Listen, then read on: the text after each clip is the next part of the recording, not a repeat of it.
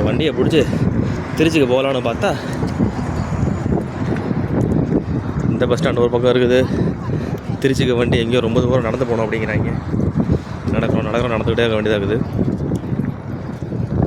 உள்ளே வந்ததுலேருந்து இது வரைக்கும் ஒரு கடை கண்ணில் படல. எல்லா யூடியூப்லேயும் சொல்கிற மாதிரி கிளம்பாக்கம் காலியாக தான் அங்கே போல்.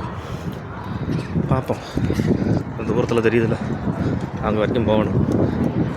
பார்ப்போம் அங்கே எப்படி இருக்குது சிச்சுவேஷன்.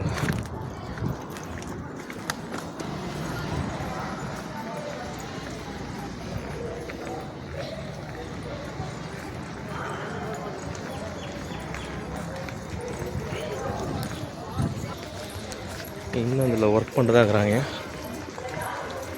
இன்னும் கம்ப்ளீட் ஆகலையா என்னன்னு தெரியல. ஒர்க் போயிட்டுருக்கு.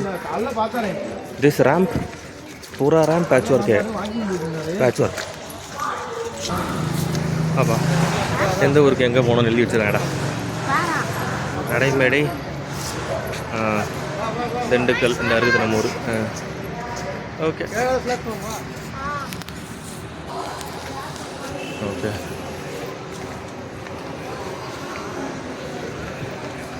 பெருசாக இருக்குது. பார்ப்போம்.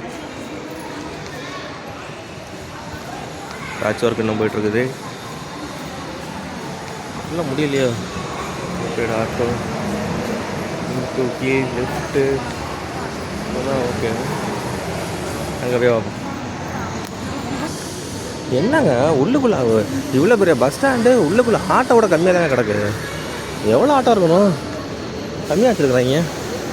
இல்லை மத்தியானம் வெயில்னாலும் இப்படி இருக்குதா தெரில. உள்ளே வர்றோங்க. ஓகே, இதெல்லாம் நல்லா இருக்குது. சூப்பராக பார்க்க ஹைஃபையாக இருக்குது. நடைமேடை எங்கே போய் கண்டுபிடிக்கிறது?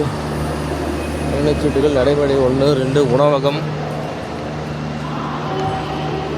3, 4, 5 அந்த இருக்குதுங்க. அங்கே நல்லா விசாலமாக இருக்குது. ஓகே, சாப்பிட்றத கடை கண் பார்ப்போம்.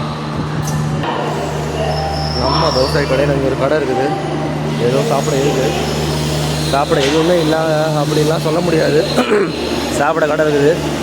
முதல்ல போய் வண்டி எங்கே இருக்குன்றதை பார்த்துட்டு, வண்டியை பார்த்துட்டோம்னா அதுக்கப்புறம் இன்னும் ஒர்க்கு போயிட்டு தாங்க இருக்குது. ஃபுல்லாக ஓப்பன் பண்ணல போல். நிறைய கடை கோசை தான் கிடக்குது. ஒர்க் பண்ணிட்டுக்கிறாங்க. ஆவினோட பூத்து வச்சுக்கிறாங்க.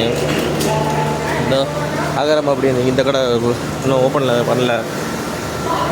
இங்கே வந்திருக்கோம், பார்ப்போம்.